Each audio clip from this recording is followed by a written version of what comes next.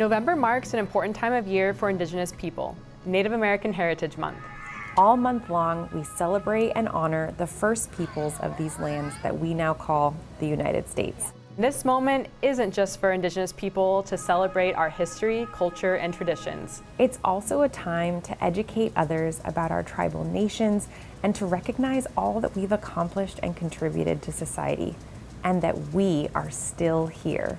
Who exactly is considered Indigenous? And what are the terms used for the different groups from various regions? And when did this yearly cultural celebration become official?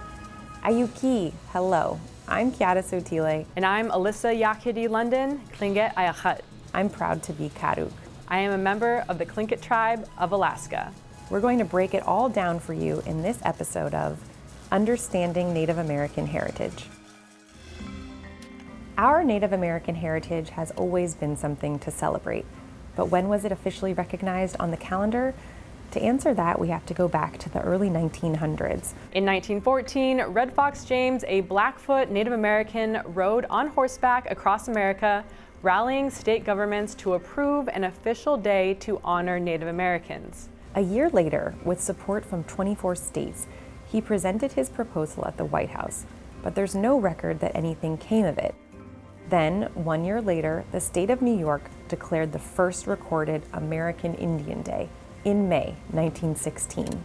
But it wasn't until 1990 that President George H.W. Bush officially made it a month.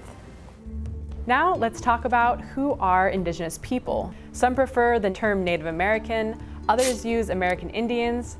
Other identifiers are location specific, like Alaska Natives, which refers to Indigenous people of Alaska, or First Nations, the First Peoples in Canada.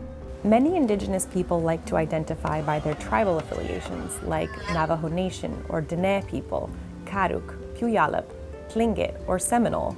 And since there are 574 federally recognized tribes across the country and 229 in Alaska alone, and even more seeking federal recognition, the best thing to do is ask how we choose to identify. I prefer to identify as Alaska Native and Tlingit. I go by Karuk, but to me, American Indian and Native American are also interchangeable. Some people might imagine we all live on reservations, but actually only about 22% of Native Americans actually live on reservations. The other 78% of us live all over the country and the world. We've been a part of the fabric of this land for so long before it was ever called the United States, and we continue to make our mark today. Last year, Secretary Deb Haaland became the first Native American Cabinet Secretary. She later swore in the first Native American Director of the National Parks, Charles F. Sams III. The historic first continued this year. Representative Mary Peltola became the first Alaska Native elected to the U.S. House. Mohegan Chief Marilyn Malerba, the first Native American to serve as Treasurer of the United States. And just last month, astronaut Nicole Mann, the first Native American woman to go to space. So what does all of this tell us?